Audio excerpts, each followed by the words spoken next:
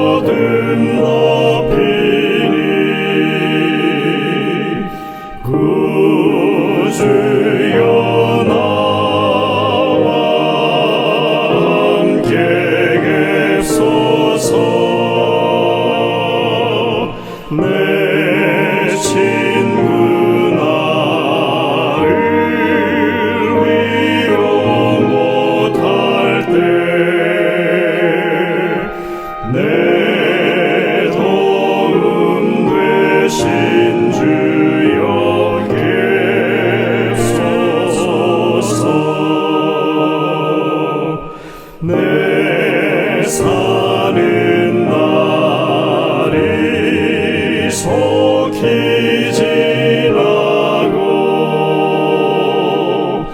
이 세상 영광 빨리 쇠하며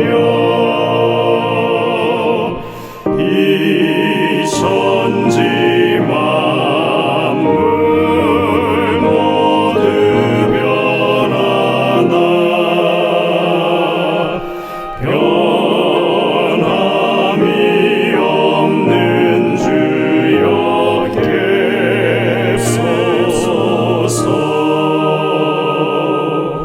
주 홀로 막 의지하시니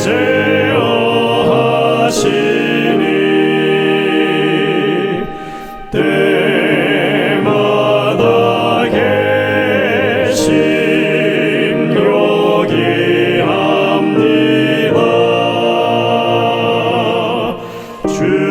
주같이 누가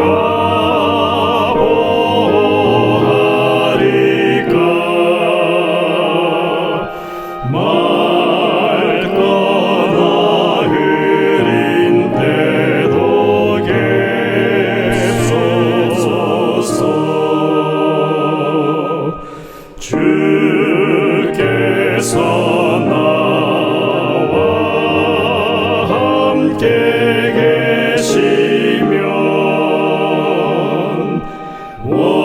원수의 세력 두려움없도다.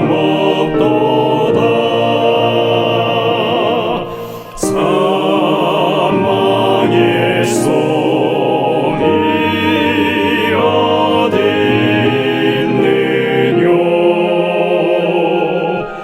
내 승리 되신 주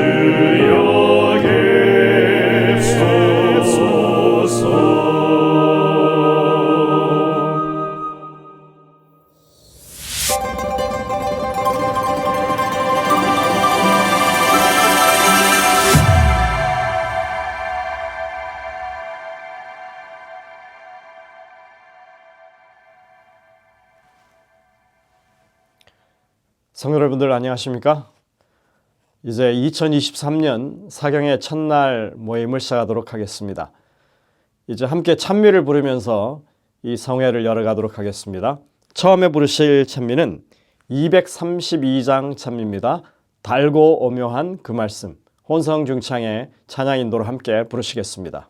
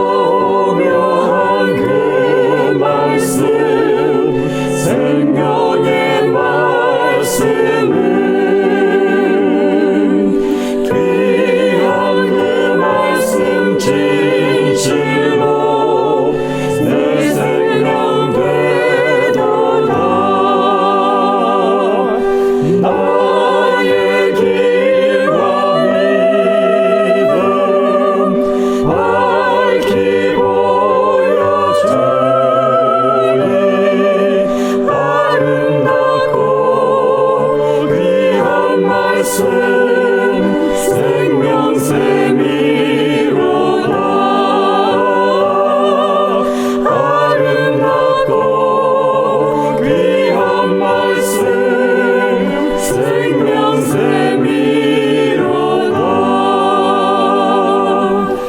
귀한 주님의 말씀은 내 노래 되도다. 오늘이에게 복 주는 생명의 말씀을 값도 없이 받아 생명 길을 가리. 아름답고 귀한 말씀 생명샘이로다. 아름답고 귀한 말씀 생명샘이로다. 널리 울리고 퍼지는 생명의 말씀은 마음의 용서와 평안을 골고루 주나니. 강한 예수 말씀 들어보길 바세.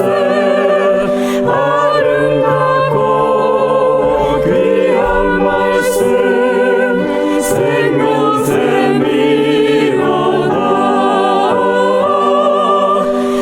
아름답고 귀한 말씀 생명샘이로다.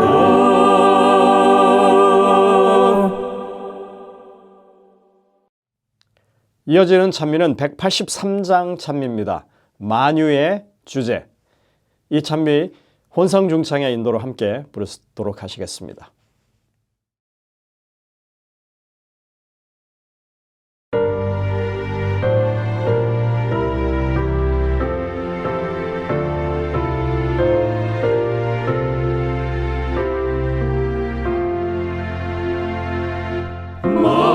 만유의 주제 존귀하신 예수 인자가 되신 하나님 나 사모하여 영원히 섬기 내 영광 되신 주로다. 화려한 동산 무속 앉아 숨어 다 아름답고 묘하나. 거룩한 예수 더 아름다워 우리에게 기쁨 주시네. 광명한 해와 명랑한 저 달빛 수많은 별 다 빛나나.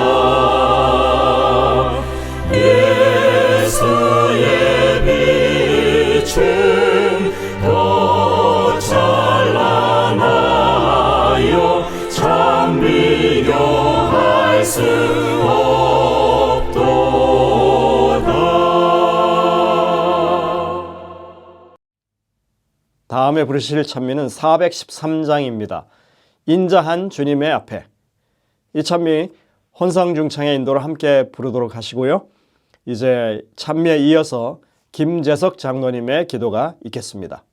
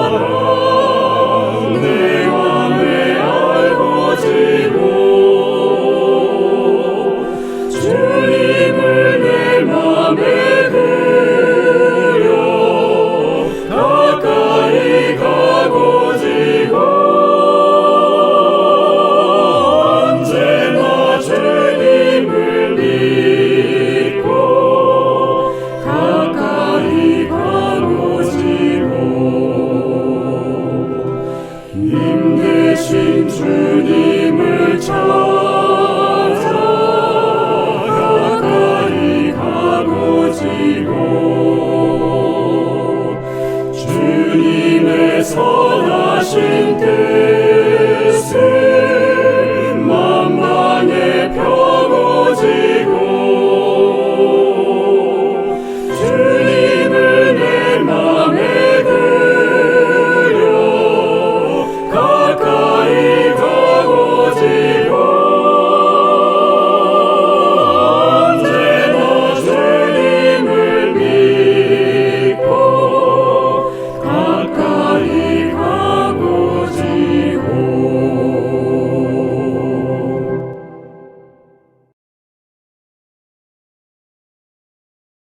하늘에 계신 사랑과 자비가 충만하신 거룩하신 하나님 아버지, 2023년 사경의 주간을 맞이하여 말씀으로 역사하시는 하나님 아버지, 이번 사경회를 통하여 성령 충만한 말씀 잔치로 큰 은혜 받게 하여 주옵소서.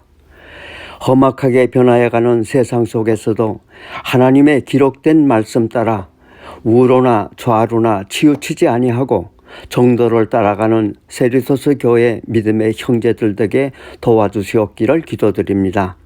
또한 말씀을 대언하시는 목사님께 성령 충만하게 하셔서 그 준비하신 말씀에 능력 주시고 우리 말씀을 듣는 각자들의 가슴에 뜨거운 감동받도록 은혜 허락하여 주시오며 앞으로 오는 한 해를 하나님의 충성스러운 일꾼으로 살게 용기와 건강 허락하여 주옵소서. 이 모든 말씀 예수님의 거룩하신 이름으로 감사기도 드리옵나이다. 아멘. 성도 여러분들 안녕하십니까? 오늘부터 이번 안식일까지 나흘에 걸쳐서 저희들이 이제 2023년 사경 집회를 가지도록 하겠습니다.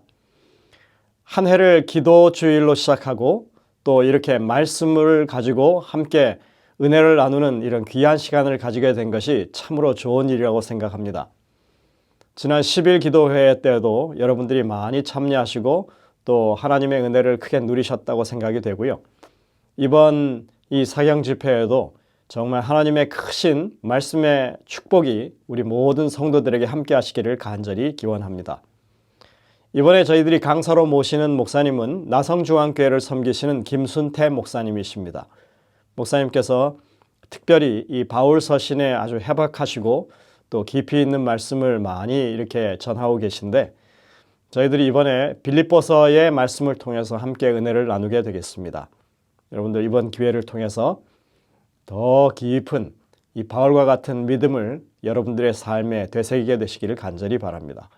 이제 준비된 특창을 들으신 이후에 목사님의 말씀을 통해서 은혜를 누리도록 하겠습니다.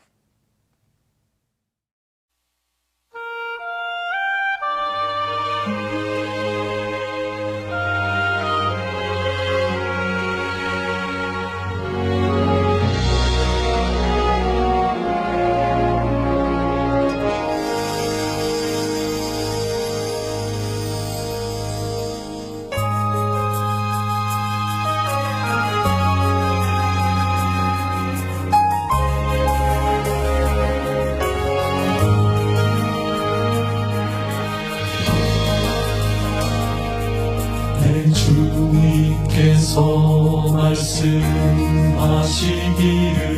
내가 너희와 항상 함께하리라. 나를 찾는 자는 내 백성 되겠고 난 너희의 주님 되리라.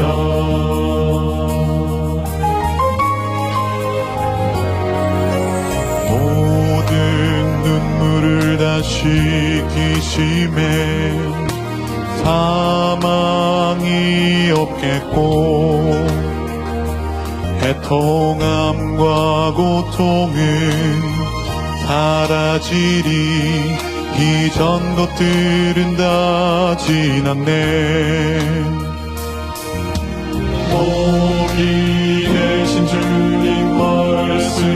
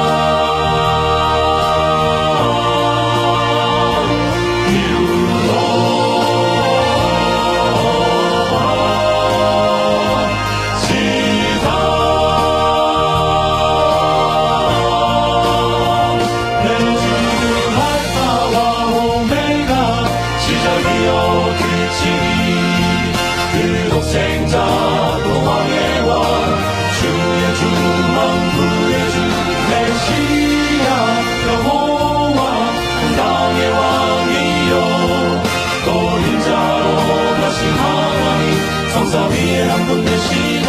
내 주는 알파와 오메가, 시작이요 끝이니 그 독생자 또 왕의 왕, 주의 주 만군의 주 메시아 여호와, 평강의 왕이요 또 인자로 나신 하나님, 성삼 위에 한 분 되시네.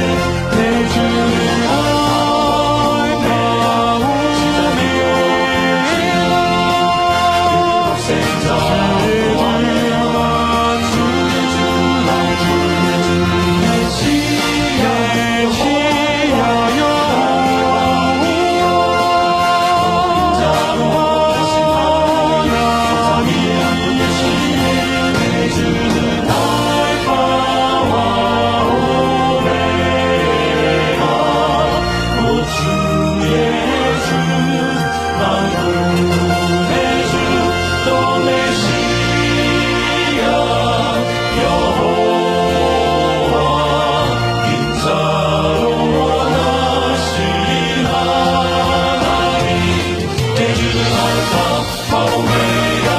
시작이요 끝이니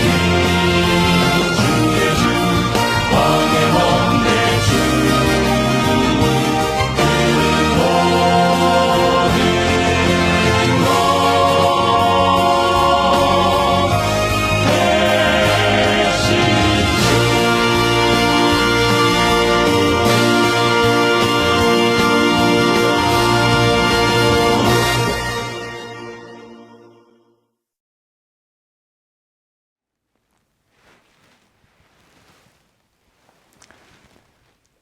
존경하고 사랑하는 우리 세리토스 교회 성도 여러분, 안녕하셨습니까?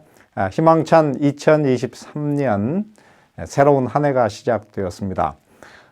제가 거의 한 20년 전에 고영 목사님께서 세리토스 교회에 계실 때에 제가 연말 기도주일을 한번 왔던 기억이 있습니다. 그래서 제 마음속에는 이 세리토스 교회 그러면 미국에서 가장 좋은 교회, 가장 빨리 발전하고 성도들 간의 사랑이 넘치는, 그리고 미래가 있는 그런 교회라고 제가 그때 제 마음속에 이제 좋은 인상을 가지고 갔었습니다. 그때 안식일에 우리 장년 교우들이 제 기억으로는 한 170명 정도 모이셨고, 그리고 영업권에도 한 150명의 우리 젊은이들이 모이는 정말 희망이 있는, 그래서 제 마음속에 참 부러운 교회다, 제가 그렇게 생각을 했던 교회였습니다.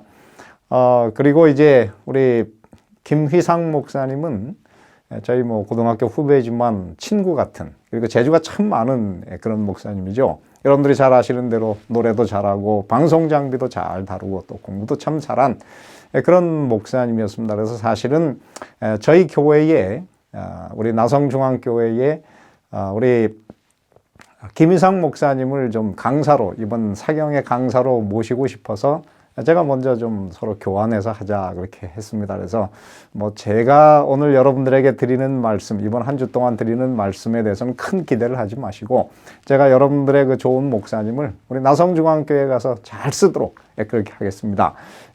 이 한 주 동안에 저는 사실은 빌립보서, 제가 이제 공부를 하면서, 박사학위 공부를 하면서 이 바울 서신을 전공하게 되었고요. 그래서 바울 서신을 공부하면서 저는 이 바울을 제 삶의 하나의 롤 모델로 삼게 됐습니다. 그래서 제가 이제 2010년에 미국 시민권을 받으면서 그 이름을 이제 그 영어 이름을 넣을 수 있다 그래가지고 제가 무엇으로 넣을까 그러다가 제 마음속에 정말 제가 흠모했던 바울 선생님을 제 first name으로 하자. 그래서 제 영어 이름은 폴 킴입니다. 그래서 이 바울 선생님에게 빠져서 지난 20년을 살았고, 그래서 바울 선생님의 그 모습이면 무엇이든지 제가 좀 담고 싶은 그런 마음으로 제가 지금도 바울 선생님의 여러 권의 책을 공부하고 있고, 지금도 여전히 계속 공부해 가는 그런 시간을 보내고 있습니다. 그래서 제가 지난 몇 달 전에 저희 교회에서 이 빌립보서 강해를 하면서 저는 제 마음속에 굉장한 은혜를 받았고, 인간 바울을 제가 더 깊이 이해할 수 있는 너무 좋은 시간을 보냈습니다. 그래서 2023년이 시작되면서 저는 우리 성도 여러분들, 제가 사랑하는 우리 바울 선생님의 그 여러 가지 아름다운 성숙한 모습을 우리 성도들께 소개하기를 바라는 마음으로 제가 이번 한 주 동안 빌립보서 강해를 빌립보서를 주제로 해서 주 안에서 항상 기뻐하라. 그래서 바울의 그 성숙한 모습을 제가 이 성경을 통해서 이 사경회를 통해서 여러분들에게 나눠드리고 싶은 그런 시간을 제가 좀 보내도록 그렇게 하겠습니다. 오늘은 그 첫 번째 시간으로서 제가 바울 그 빌립보서는 어떤 책인가 간단히 소개를 합니다. 사실 이것만 소개하려고 해도 1시간이 가야 되기 때문에 그걸 다 소개할 수는 없어서 제가 그냥 간단히 이 빌립보서라고 하는 책이 어떤 책인지 소개한 다음에 오늘 첫 시간 바울이 살았던 이유, 그래서 바울이 산 이유라고 하는 제목으로 제가 빌립보서 1장 21절부터 있는 말씀을 가지고 여러분과 은혜를 나누고자 합니다. 빌립보서는 어떤 책인가? 빌립보서의 그 별명이 한 두 가지가 있습니다. 하나는 무엇이냐면 이 빌립보서를 우리는 기쁨의 서신이라 이렇게 부릅니다. 성경에 나오는 바울 서신 중에서 기쁨 혹은 기뻐하다라고 하는 단어가 제일 많이 등장하는 서신이 바로 이 빌립보서입니다. 그리고 구약 성경에 사실 시편을 빼놓으면 시편은 워낙 분량이 많으니까, 그리고 5권으로 편집된 한 권의 시편이죠, 사실은.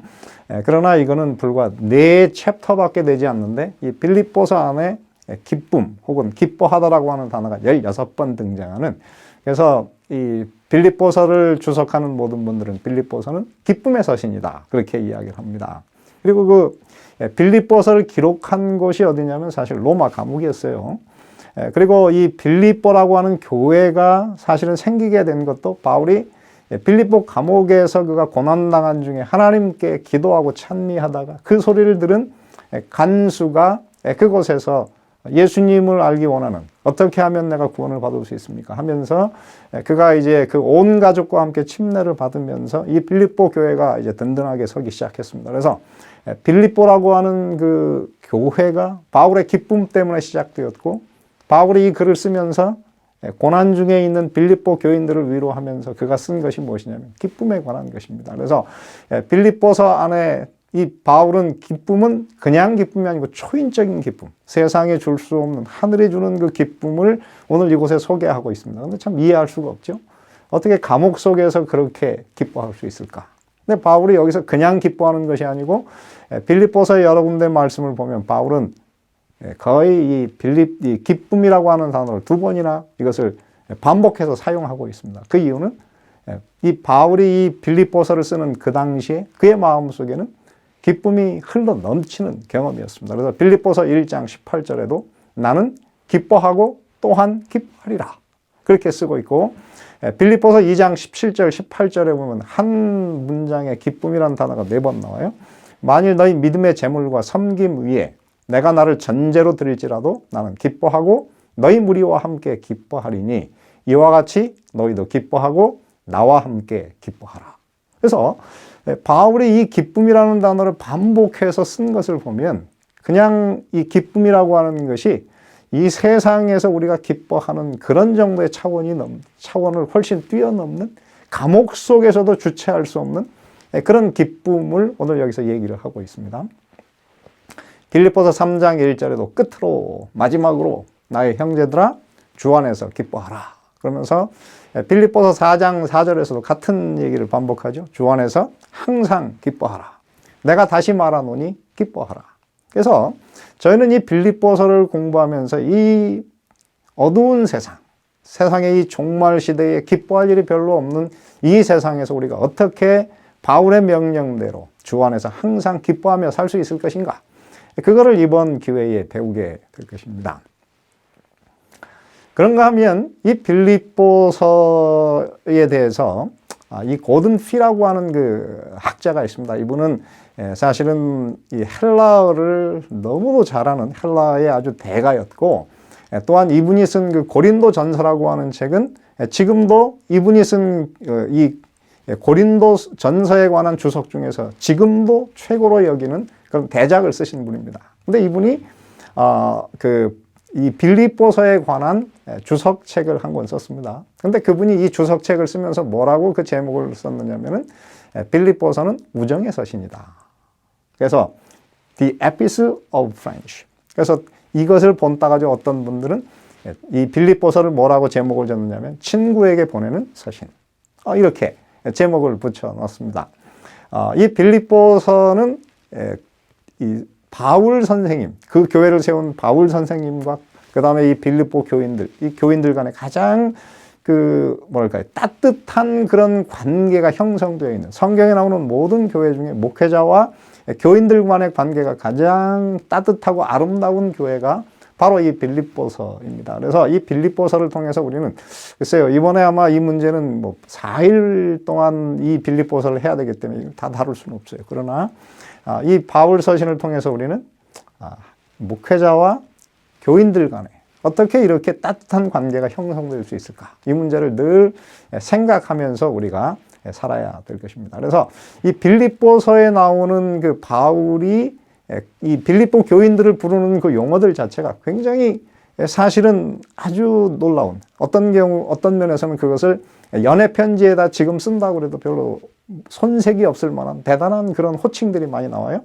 예를 들어서 빌립보 4장 1절에 보면 그러므로 나의 사랑하고 사모하는 형제들, 나의 기쁨이요 멸류관인 사랑하는 자들아. 그래서 바울이 이 빌립보 사람들을 2번이나 나의 사랑하는 자들아 그러면서 뭐라냐면 사랑할 뿐만 아니라 사모하는, 즉 만나기를 정말 원하는 그 사모하는 형제들 이렇게 불렀고요.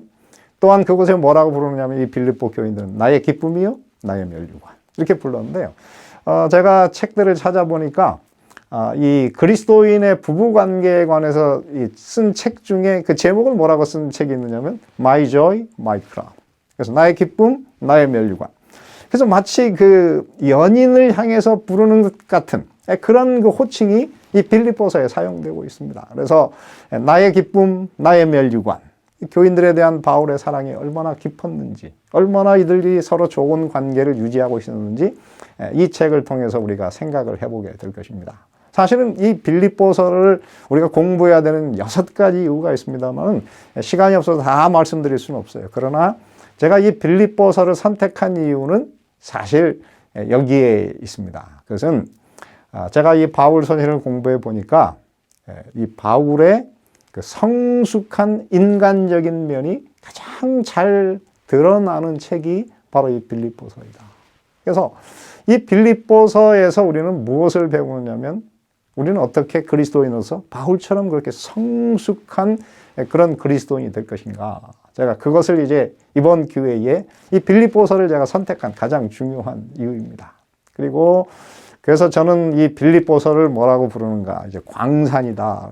광산은 어떤 것입니까? 그곳에서 이제 숨겨진 그 보화를, 그죠? 보물을 그곳에서 이제 캐내는 것인데 저희는 이번 4일간 빌립보서라는 광산에서 그리스도인 바울의 그 성숙함을 캐내는, 그래서 바울의 그 성숙한 비결을 배우고 우리 삶이 그렇게 성숙한 그런 그리스도인으로서 우리가 변해가는 그 방법을 이 서신에서 우리가 찾게 될 것입니다.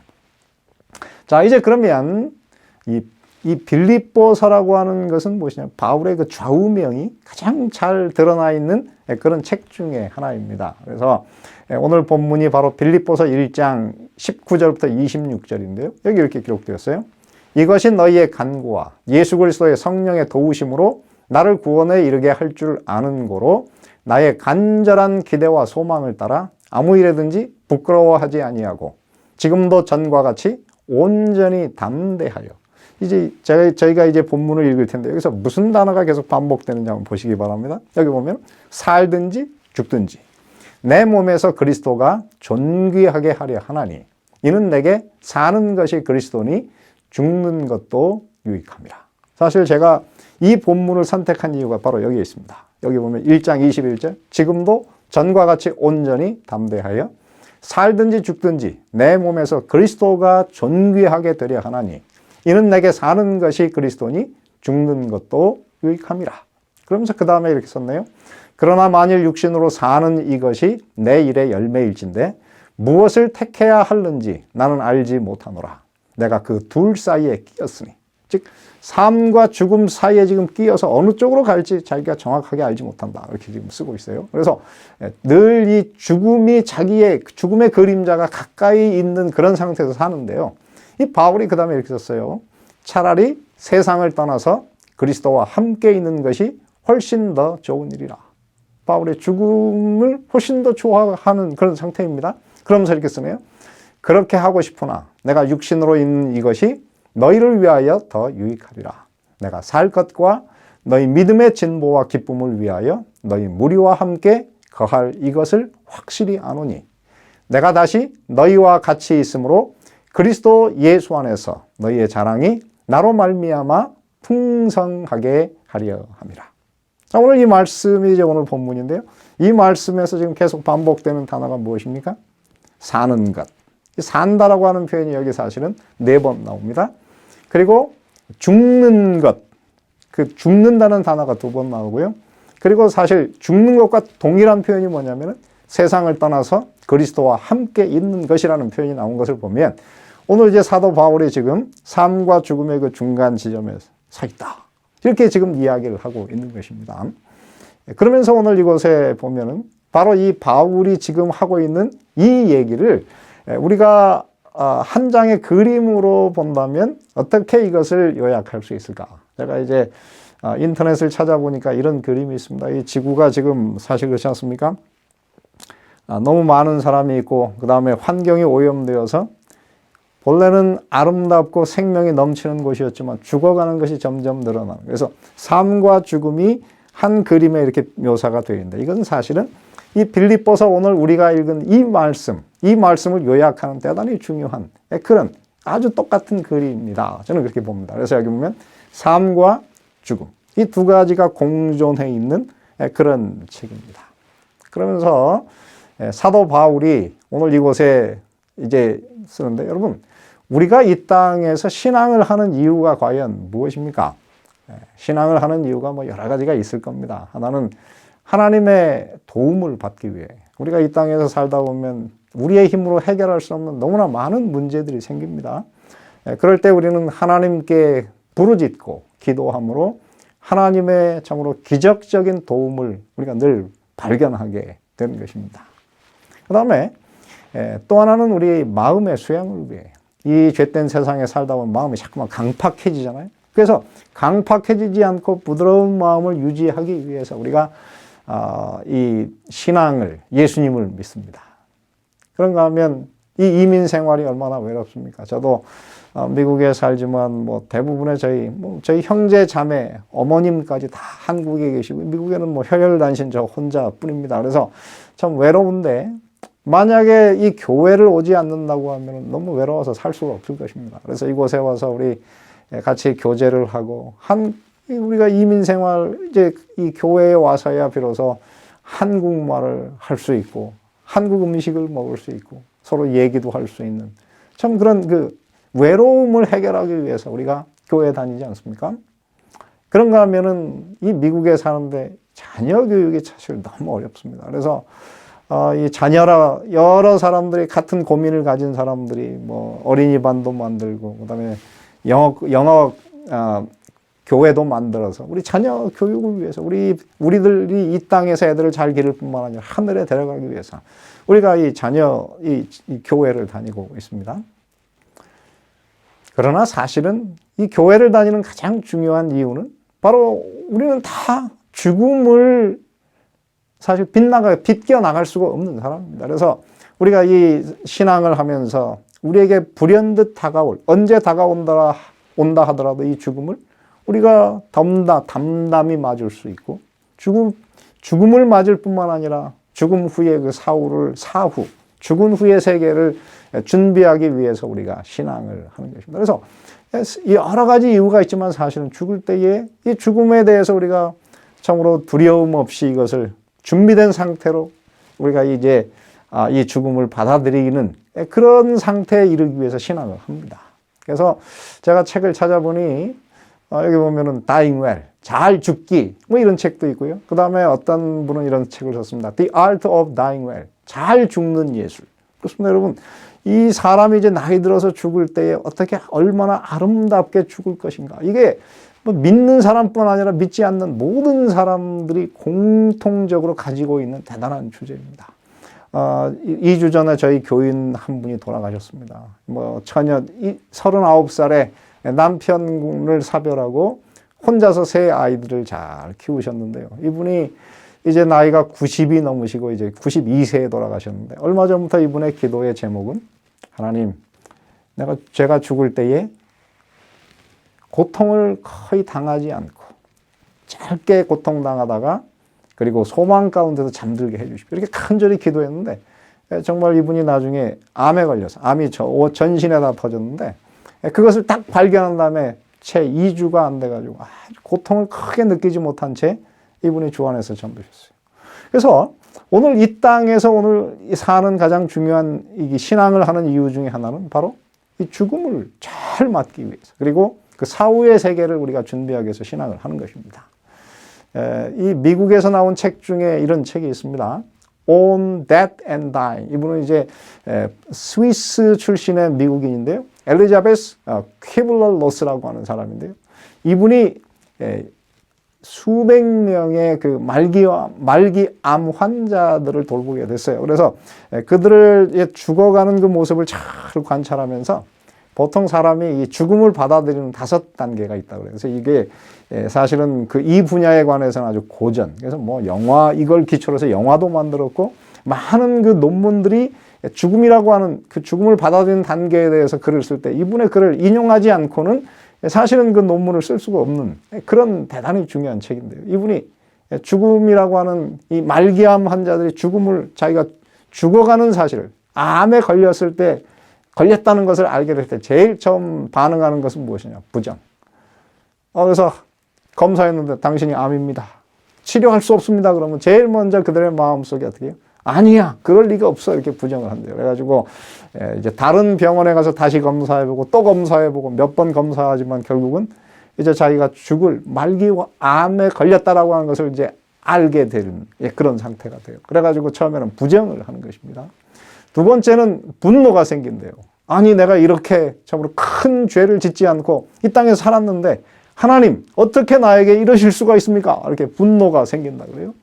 그 다음에 세 번째는 이제 그것을 받아들이면서 하나님, 한 번만 살려주십시오. 그러면 제가 교회도 이제 그동안 잘 못 나갔던 교회도 정말 이제 규칙적으로 잘 나갈 것이고 헌금도 특별히 11조도 제가 잘 하겠습니다. 이렇게 하나님과 타협을 하고 그 다음에 이제 가면은 제가 사회봉사도 많이 하겠습니다. 이렇게 이제 신에게 타협을 한다 그럽니다. 그러다가 네 번째, 그렇지만 그런 방법에서 자기가 죽음에서 벗어날 수 없다는 것을 알고 절망에 빠지면서 우울감에 빠지는데요. 우울증에 있다가 드디어 그들이 이제 마지막 순간에 이제 그것을 받아들이게 된다고 합니다. 그러면서 이제 가족들과 함께 마지막 작별 인사를 하고 또 가족들과 함께 여행을 가기도 하고 어떤 분들은 오랜 참으로 기도를 하기도 하고 이렇게 하면서 죽음을 받아들인다 그러는데 사도 바울은 오늘 이곳에서 뭐라고 썼냐면 내가 그 둘 사이에 삶과 죽음 사이에 끼어 있다. 왜냐하면 자기는 지금 이제 곧 가이사 황제 앞에서 이 복음을 변호하기 위해서 나갈 것인데 그가 그 결과로 인해서 죽을지 살지를 알 수가 없는 그 중간에 있다. 그런데 죽음의 그 위기 가운데 있지만 사도 바울은 뭐라고 쓰느냐면 차라리 세상을 떠나서 그리스도와 함께 있는 것이 훨씬 더 좋은 일이라. 그는 죽음에 대해서 전혀 두려움이 없는 상태를 지금 살고 있습니다. 참 신기한 것 아니겠습니까?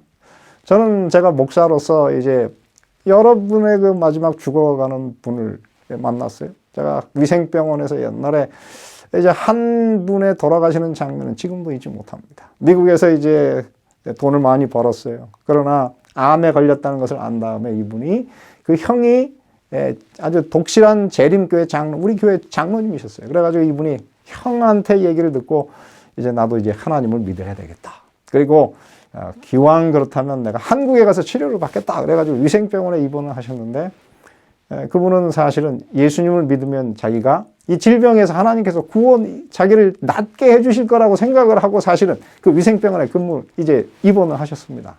그러나 결국은 이분이 이제 그 암에서 회복되지 못하고 돌아가시는데 그 마지막 돌아가시는 그곳에 제가 이제 서울중앙교회 인턴으로 있으면서 저희 그 담임 목사님과 함께 그분의 그 임종을 하러 들어갔던 적이 있어요. 근데 이분이 그 마지막 순간, 사실 침례를 그 전에 받았지만 마지막 순간까지 허우적거리면서 이럴 리가 없는데 어떻게 이럴 수가 있지 그러면서 죽지 않으려고 막 발버둥 치는 모습을 보면서 저희들이 많은 것을 생각하게 됐어요. 근데 오늘 여기서 사도 바울 선생님은 뭐라 그러냐면 내가 그 둘 사이에 끼어 있는데 차라리 세상을 떠나서 그리스도와 함께 있는 것이 훨씬 더 좋은 일이라. 물론 이 말씀이 사실은 많은 그 논쟁의 여지가 있습니다. 왜냐하면 죽으면 바로 세상을 떠나서 그럼 그리스도와 함께 있는가? 영원 불멸의 그 사상을 이것이 사실은 이야기하는 것이냐? 그렇진 않아요. 사도 바울은 이 똑같은 표현, 그리스도와 함께 있다라고 하는 표현을 데살로니가전서 4장 17절에도 거기서 끝에 보면은 우리가 항상 주와 함께 있을 것이다. 그런데 그 앞에 뭐가 있습니까? 먼저 예수님이 재림하시고 그 다음에 죽은 자들을 다 부활하시고 부활시키신 다음에 살아남은 사람들이 호리연히 변화돼 가지고 공중에 끌어올려져서 공중에서 예수님을 영접한 다음에 예수님과 함께 어떻게 하늘에 가서 그 이후에 항상 주님과 함께 있을 거라고 했기 때문에 많은 절차가 사실은 생략된 것이죠. 이분이 어떻게 해요? 세상을 떠난 다음에 그는 무의식 가운데 있다가 예수님께서 재림하시면 그를 부활시킬 것이니까 그때 주님과 함께 있는 것을 이야기한 것입니다. 아무튼 사도 바울은 오늘 이 글을 통해서 그 마음 속에 이제 자기가 죽음에 가깝다. 그렇게 죽을 수도 있다라고 하는 것을 쓰면서 오늘 이곳에 보면은 사도 바울이 자기의 삶이 왜 자기가 살아왔는지 그리고 사는 이유가 무엇인지를 오늘 여기에 잘 설명해 주고 있는데요. 바로 이런 것을 우리가 무엇이라고 부르냐면 좌우명이라고 불러요. 노나라의 환공이라는 사람이 있었습니다. 근데 이분은 자기가 죽은 다음에 이제 그 사당, 꽤 높은 관리였기 때문에 이제 사당을 지었고, 그 다음에 그거 사당을 방문하면 그곳에 이제 그 비어 있으면 한쪽으로 이렇게 기울어지는 독을 갖다 놨어요. 그러다가 물을 채우면 그것이 바로 선답니다. 그러다가 다시 이제 물이 어느 정도 찬 다음에 더 많이 차게 되면 다시 이 항아리가 한쪽으로 기울어져 쏟아지는 그런 그 항아리를 한쪽에 이렇게 다 배치해놨는데 이게 이제 이 환공의 좌우명이었습니다. 이 좌우명이라고 하는 것은 뭐냐면은 오른쪽에 있는 자리에 갖다 놓은 명은 뭐 그런 뜻이죠. 그래가지고 이곳에 이제 그 공자가 방문을 했다고 합니다. 그래서 이것이 무엇이냐? 묘지 관리인에게 물었더니 이 환공 선생님의 그 좌우명이었습니다. 많은 걸 깨달았어요. 사람이 어떻게 너무 비어 있으면, 재물이든지 지식이든지 너무 비어 있으면 균형을 못 잡는다. 적당히 차면 이것이 이제 제대로 반듯하게 서게 되는데, 그렇지만 재물이든지 그 다음에 그 지식이든지 그것이 넘치면 그거는 없는 이만 못하니라. 그래서 다시 쏟아지게 된다. 그래서 공자 선생님이 이것을 생각하고 자기 집에 똑같은 걸 만들어 놓고 사람은 항상 적당해야 된다. 넘치면 안 된다. 이거를 자기가 좌우명으로 늘 이제 여기면서 이 교훈을 자기가 받아들였다고 하거든요. 근데 오늘 이곳에 보면 사도 바울 선생님이 그가 인생에서 왜 사는지를 오늘 여기서 잘 묘사를 해주고 있습니다. 오늘 시작이 이렇게 되고 있어요. 나의 간절한 기대와 소망을 따라. 그런데 이걸 사실은 그 NIV 번역에 의하면 이렇게 써요. I eagerly expect and hope that. 즉 사도 바울의 간절한 기대와 소망은, 그러면서 그 나머지는 사실 바울이 정말 그가 원하는 간절한 소망이다. 자기의 그 좌우명이라고 하는 것입니다. 여기 이렇게 썼어요. 아무 일에든지 부끄러워하지 아니하고. 이 죽음을 앞두고 사도 바울은 어떻게 해요? 이제 한국의 그 시인이 쓴데 하늘을 우러러 한 점 부끄러움이. 그래서 자기도 예수님을 믿는 삶을 통해서 어떻게 그 모든 사람들에게 참으로 부끄럽지 않은 그런 삶을 살기를 원하는 그런 마음이 있습니다. 두 번째는 오늘 이걸 이렇게 썼어요. 지금도 전과 같이 온전히 담대하여. 왜 지금 전과 같이 온전히 담대했을까요? 사도 바울은 예수님을 믿는 다음에 죽음을 두려워하지 않고 담대하게 그는 복음을 위해서 섰던 그런 삶을 살았습니다. 그런데 이제 그는 가이사 앞에 서서 이 로마의 그 대국을 다스리는 가이사 앞에 나아가서 다시 한번 예수 그리스도와 복음을 그가 이제 변호하게 될 텐데 혹시라도 자기가 그 담대함을 잃어버리게 될까 봐. 그래서 겁을 가진 비겁한 사람이 될까 봐 사도 바울은 하나님께 기도합니다. 지금도 전과 같이 온전히 담대하여. 그 다음에 세 번째는 뭐라 그러냐면은 살든지 죽든지 내 몸에서 그리스도가 존귀하게 되려 하나니. 사도 바울 선생님의 사는 목적은 바로 무엇인가? 그가 참으로 예수님과 교회를 핍박하다가 예수님을 만난 이후에 다메섹 도상에서 만난 정오의 태양보다도 더 밝게 빛나는 그리고 하나님 보좌 우편에 참으로 앉아서 우리를 중보하시고 다시 오실 그 예수님. 참으로 구약에 나타난 그 메시아 그리스도 그분을 만난 다음에 그의 삶은 오직 살든지 죽든지 그의 몸을 통해서 그리스도를 존귀하게. 이게 사실은 이제 헬라어로는 메갈루노 그래서 뭐냐면 매그니파이 크게 하다 그런 뜻입니다. 그래서 사도 바울은 자기의 삶을 통해서 예수 그리스도를 높이는 그런 삶을 사는 것이 그의 삶의 목표였어요. 그 다음에 뭐라고 썼느냐면 마지막으로 이는 내게 사는 것이 그리스도니 죽는 것도 유익함이라. 사도 바울은 예수님을 만난 이후에 그가 침례를 받고 예수님을 그의 개인의 구주로 받아들인 다음에 그의 삶의 주인은 자신이 아닌 예수 그리스도가 되었어요. 그래서 오늘 여기서 뭐라 하냐면 내게 사는 것이 그리스도니. 그래서 그리스도를 높이는 일에 있어서 자기가 만약에 죽는다면 오늘 여기서 보면 죽는 것도 유익함이라. 이제 우리가 이 유익이라고 하는 단어를 이제 빌립보서 3장 이제 그 1절부터 3장 그 4절부터 9절에 있는 말씀을 우리가 공부할 때 다시 쓸 것이지만 이 유익이라고 하는 말은 사실은 그 회계 장부를 쓸 때 쓰는 그런 용어입니다. 그것은 뭐냐면 gain, 득, 그 다음에 반대는 loss, 손실. 그래서 예수님을 위해서 자기의 생명을 바친다면 그것 자체가 나 자신에게 득이 되는 것이다. 그건 손해가 결코 아니다. 이렇게 참 멋진 글을 쓰게 되었습니다.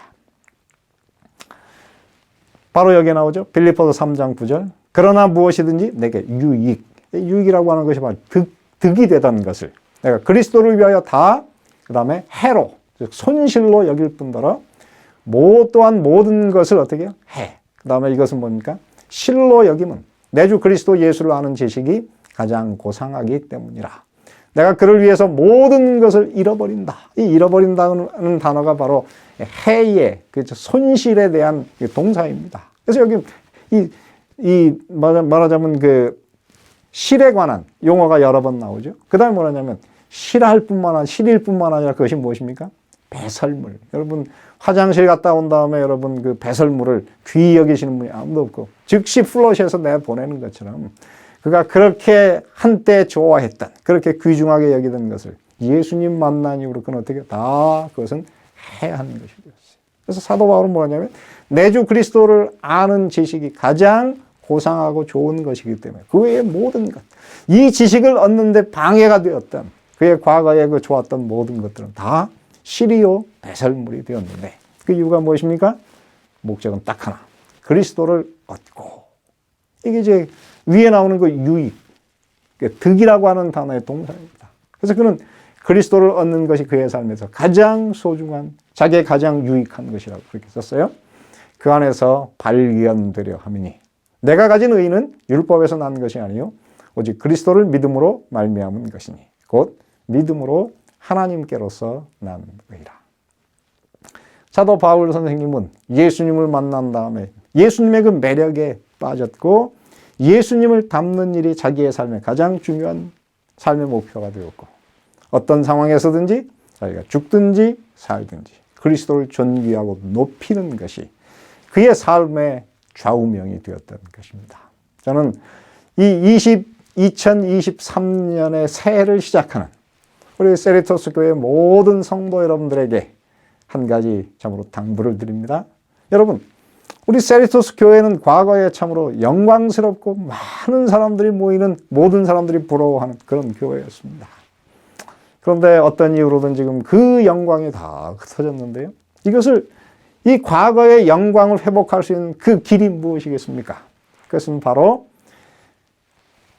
내가 어떤 일을 당하든지 내가 모든 일에 어떻게 부끄러워하지 아니하고 이제도 전과 같이 담대하여 살든지 죽든지 그리스도를 존귀하게 하려 하나니 이는 내게 사는 것이 그리스도니 죽는 것도 유익함이라 하는 이 사도 바울 선생님의 그 좌우명을 따라서 우리의 삶이 예수님을 높이고 예수님을 닮아가고 예수님을 아는 것, 그것을 오늘 우리의 삶의 최고의 목표로 삼는다면 저는 불과 몇 년 후에 다시 이 교회가 그 옛날의 아름다운 영광을 회복할 수 있을 것이라고 저는 확신하는 것입니다.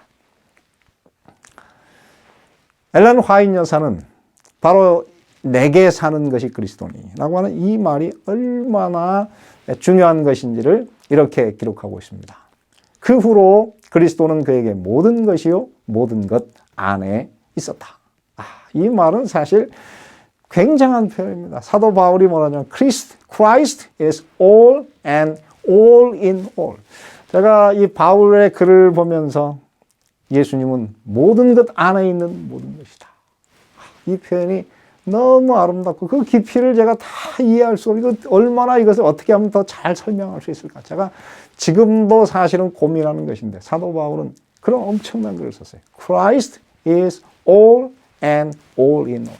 모든 것 안에 있는 모든 것이다. 참 굉장한 표현입니다. 그러면서 이렇게 썼어요. 내게 사는 것이 그리스도니.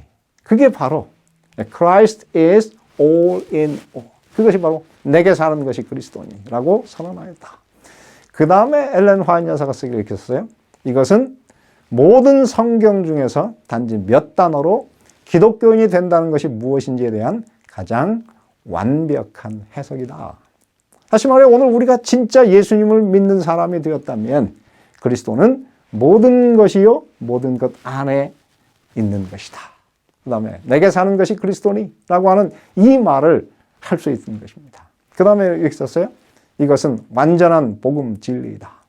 바울은 많은 사람들이 이해할 수 없는 듯이 보이는 것을 이해했다. 그는 얼마나 진지하고 강력하였는가.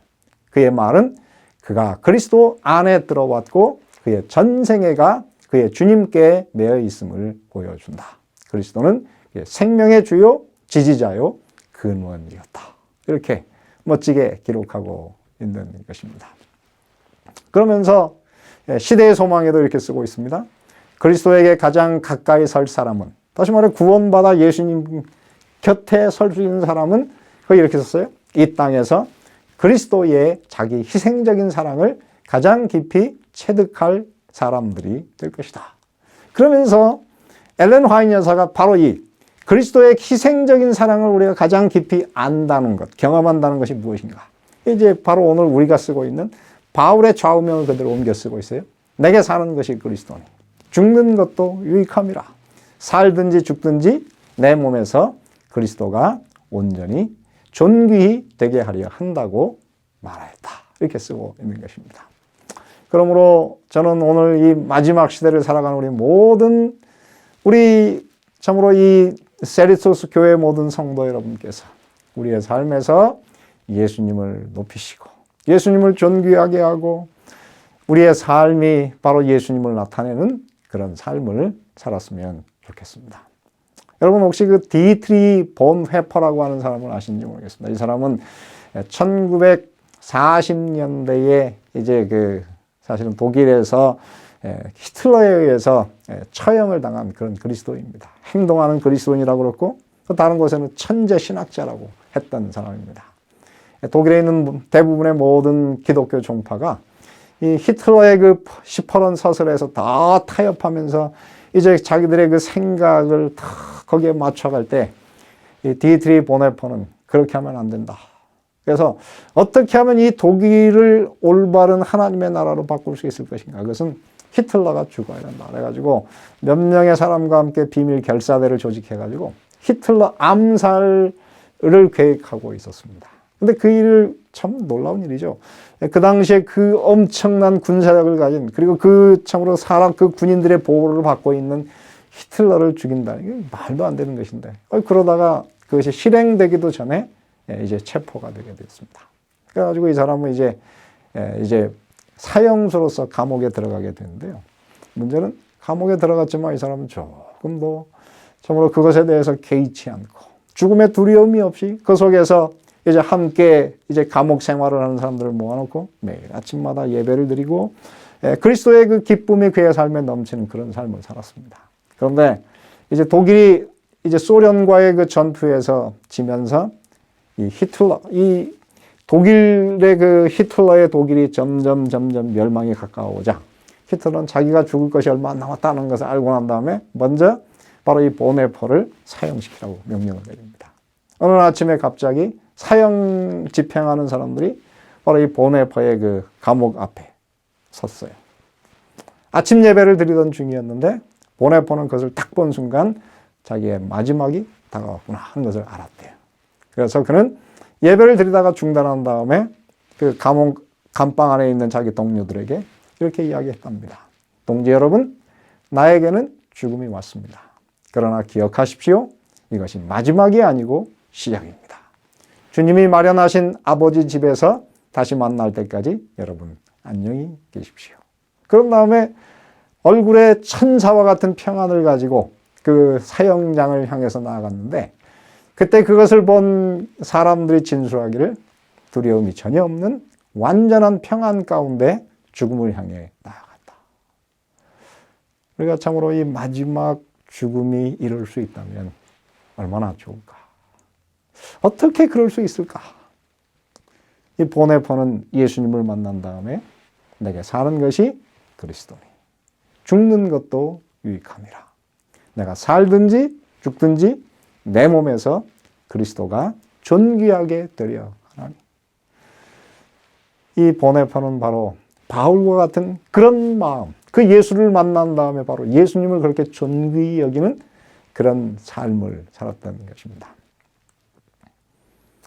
그런 다음에 이 빌립보서에 보면은 사도 바울은 이제 그가 늘 하나님과 기도하는 중이었는데 그 삶과 죽음 사이에 끼어 있지만은 기도 중에서 그는 자기가 바로 이 빌립보 교인들의 그 신앙의 발전을 위해서 하나님께서 그를 살려주실 것이라고 하는 생각을, 그런 확신을 갖게 되었어요. 그래서 빌립보서 1장 25절 26절에 보면 내가 살 것과 너희 믿음의 진보와 기쁨을 위하여 너희 무리와 함께 거할 이것을 내가 확실히 안다.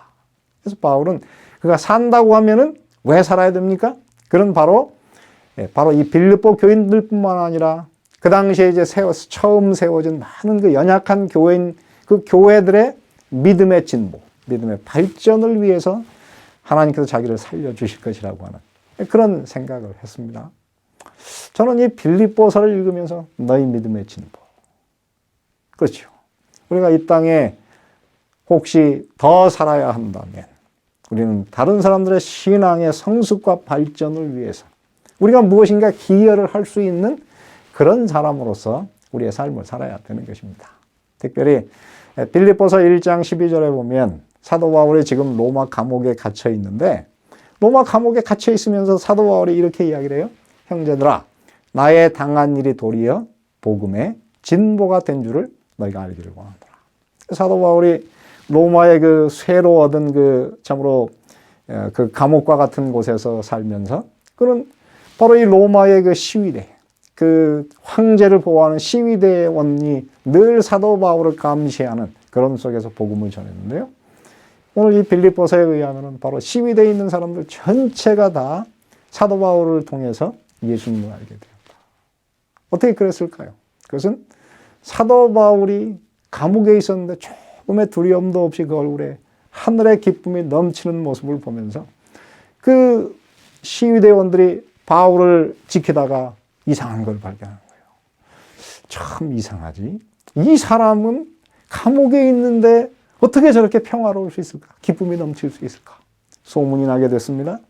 많은 시위대원들이 사도 바울을 관찰하다가 그리스도인이 되었어요. 심지어는 바로 이 가이사의 식구 중에 여러 사람이 바울을 보다가 그들이 예수님을 받아들이는 그리스도인이 되었습니다.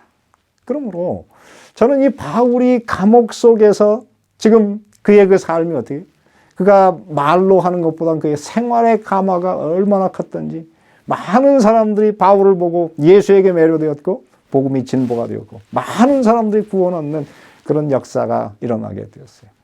아마도 그 당시에 이 로마에서 가장 행복하고 가장 기쁨이 넘치는 것은 바로 가이사의 궁전이 아닌 사도 바울이 지금 셋집으로 갇혀 있었던 바로 이 셋집이 가장 행복하고 기쁨이 넘치는 곳이었으므로 많은 사람들이 셋집을 방문하고 바울을 통해서 예수님을 발견하고 복음이 진보가 되고 믿음이 향상되는 그런 역사를 경험하게 된 것입니다. 저는 하나님께서 세리토스 교회 모든 성도들에게 이 1년 동안 바로 이런 역사를 사는데 우리의 삶을 통해서 복음과 그리고 믿음이 진보되고 향상되어서 많은 사람들에게 예수의 향기가 전파되는 바울과 같은 그런 좌우명을 가진 그런 그리스도인으로 우리가 살았으면 좋겠습니다. 제가 이제 지난 11월 달에 한국에 저희 어머니가 구순이 되어서 한국을 방문했습니다. 저희 가족 사실 저희 가족은 다 일찍, 저희 큰아버지 모든 분들이 다 일찍 돌아가셨는데, 저희 어머니가 저를 통해서 예수님을 만났어요. 침례를 받으시고 안식일 교인이 되었는데, 지금 벌써 우리 교회를 다니신 지가 벌써 20년이 훨씬 넘었어요. 그런데 저희 어머님을 이제 가서 이렇게 방문하면서 이제 같이 모여서 구순잔치를 하는데 참 하나님께 감사했습니다. 저희 아버지가, 저희 그 큰아버지가 40대에 돌아가셨고, 저희 그 큰아버지 형제들을 제가 거의 만난 적이 없는, 다 단명하셨는데, 저희 아버지가 85세까지 사셨어요. 예수님 믿고, 안식일 교회에서 침례 받으시고, 안식일 교인으로 살다가 85세에 돌아가셨고, 저희 어머니는 아직 90세신데 지금도 건강하셔서 걸어서 교회를 다니시는, 1년에 2번씩 성경을 읽으시고 매일 아침마다 이 아들 목사를 위해서 기도하시는 그런 삶을 사십니다. 제가 참 이번에 한국 가면서 하나님께서 우리 가족에게 예수님을 믿음으로 주신 이 큰 참으로 이 상급이 얼마나 대단한지 제가 참 감동을 받았는데, 근데 한국 가서 제가 2주 있는 동안 어느 날 굉장히 밤에 비가 많이 쏟아졌어요. 그런데 그 다음날 아침에 뉴스에 보니까 한국에 참 의인들이 많더라고요. 이제 한국에 11월 달이 되면 그 가로수가 대부분 다 이제 거리의 가로수가 다 은행나무이기 때문에 은행나무 이파리가 많이 떨어져 가지고 이제 바닥을 다 이렇게 채우는 것입니다. 근데 그런 중에 비가 쏟아지니까 이 도로가 다 물이 차가지고 차들이 잘 갈 수가 없는 그런 데가 참 많았어요. 그런데 전국에서 3군데에서 한 젊은이가 회사를 출근하다가 팔을 걷어붙이고 자기가 그 밑을 휘저어가지고 바로 이 맨홀을 막은 이 낙엽을 다 손으로 긁어 올리는 장면이 텔레비전에서 방송이 되었고요. 한 젊은이는 오토바이를 타고 가다가 위험하다, 오토바이를 세워놓고 또 낙엽을 치우는 장면이 그곳에 방영이 되었는데, 저는 우리 한국 사람들이 참 이렇게 훌륭한 사람들이 많구나, 많은 감동을 받았어요. 그때 하루 저녁에 비가 약 50mm가 내려가지고 자칫했으면 과거에 이제 여름 장마 때 사람들이 맨홀 속으로 빨려 들어간 일이 있지 않았습니까? 그런데 그런 일이 벌어질 뻔했는데 많은 사람들이 각성이 돼가지고 낙엽을 다 치우고 물이 빠지니까 지나가던 차들이 아주 이제 편안하게 지나가는 그런 장면들이 텔레비전에서 방영이 되는데, 바로 저렇게 사는 것이 바로 내게 사는 것이 그리스도니 죽는 것도 유익함이라. 내가 살든지 죽든지 내 몸에서 그리스도가 존귀하게 되려 하나니. 바로 그런 경험이 아닐까, 저는 그런 생각을 해보게 되었습니다. 우리가 죽는다면 예수님을 존귀하게 하기 위해서 죽는 것이고, 산다면 우리는 믿음과 복음의 진보를 이루기 위해서 사는 그런 사람이 되었으면 좋겠습니다. 이제 오늘 제가 이야기를 마치면서 선천성 백내장을 가진 한 참으로 아버지의 이야기가 나왔어요. SBS에서 이제 그 과거에 그 다큐멘터리로 만든 이야기인데, 이분이 태어나자마자 사실은 그 선천성 백내장이라 이제 결국 맹인이, 시력을 잃고 맹인이 되었어요. 그런데 이분이 이제 총각으로 살다가 몸이 굉장히 약한 사람이긴 했지만 사랑하는 여인을 만났습니다. 그래서 두 분이 그렇게 해서 결혼을 했고 결국은 이제 그 속에서 아이가 태어났는데 문제는 이 어머니가 너무 몸이 약해서 아이의 젖도 먹일 수가 없고 일어나지도 못하는 그런 상태였습니다. 그래서 이 아버지가 사랑하는 아들을 위해서 이제 젖동량을 해가면서 이 아이를 업고 여러 군데를 다니면서 젖동량을 해가면서 이 아이를 키웠어요. 그러면서 이 아이가 이제 결국은 아버지를 닮아서 아버지의 유전자 때문에 이 아들도 결국은 선천성 백내장이 생겨가지고 결국은 이제 수술을 하게 돼요. 많은 독지가들의 도움을 받아서 이제 이 아이가 이제 수술을 하게 되었습니다. 수술을 해가지고 결국은 이제 크게 이제 결국은 이 아이는 이제 눈을 볼 수 있는 이제 그런 아이가 되었고요.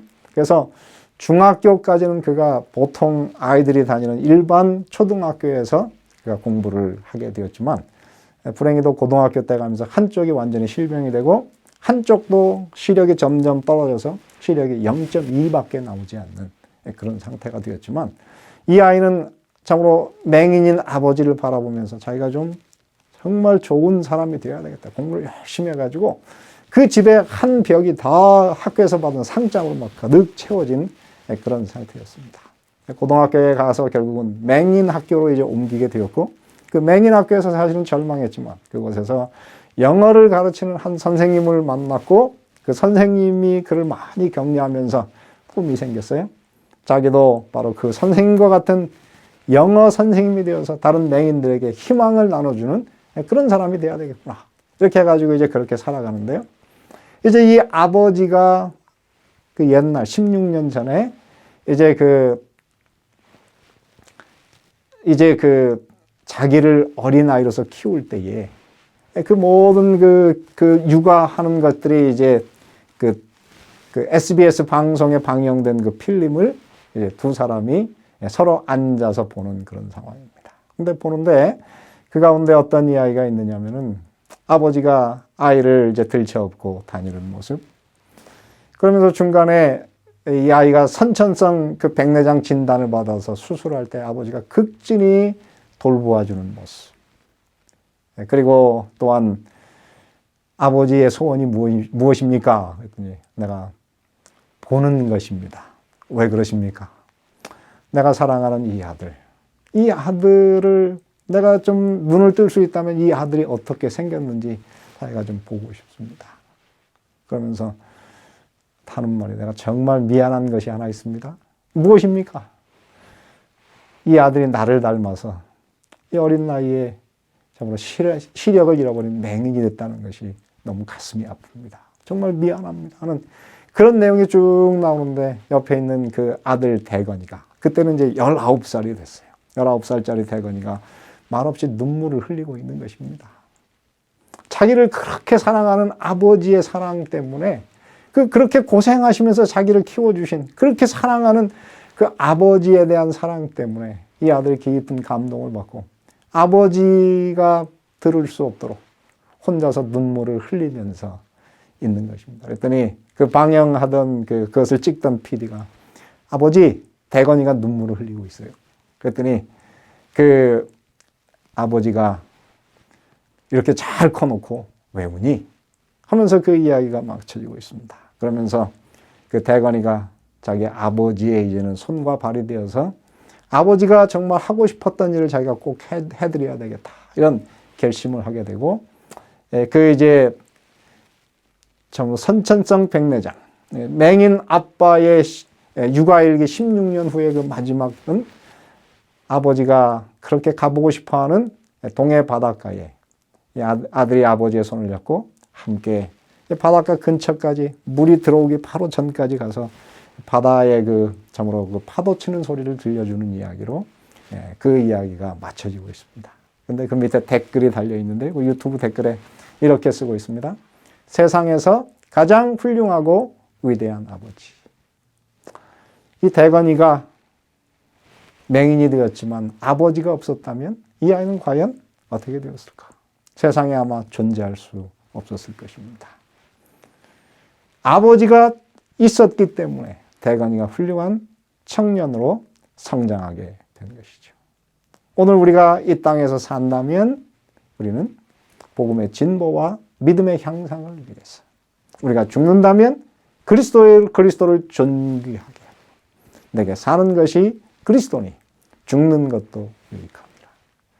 우리 바울 선생님의 이런 정말 아름다운 모습을 우리도 닮아가는, 그래서 바울과 같은 그리스도인으로서 오늘 세리토스 교회의 모든 성도 여러분들의 삶이 세상에 그리스도의 영광을 높이 드러내는 그런 삶을 살게 되시기를 바라고 오늘 말씀을 마치겠습니다. 기도하겠습니다.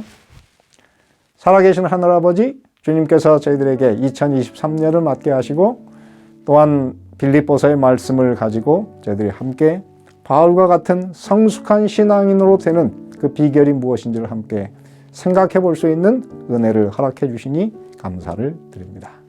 주여, 과거에 참으로 이 세리토스 교회의 그 아름다운 모습이 회복되도록 오늘 이 말씀을 들으시는 우리 모든 성도 여러분들이 바울과 같은 그런 좌우명을 가지고 나의 간절한 기대와 소망을 따라 아무 일에든지 부끄러워하지 아니하고 이제도 전과 같이 담대하여 살든지 죽든지 내 몸에서 그리스도가 존귀하게 되려 하나니 이는 내게 사는 것이 그리스도니 죽는 것도 유익함이라.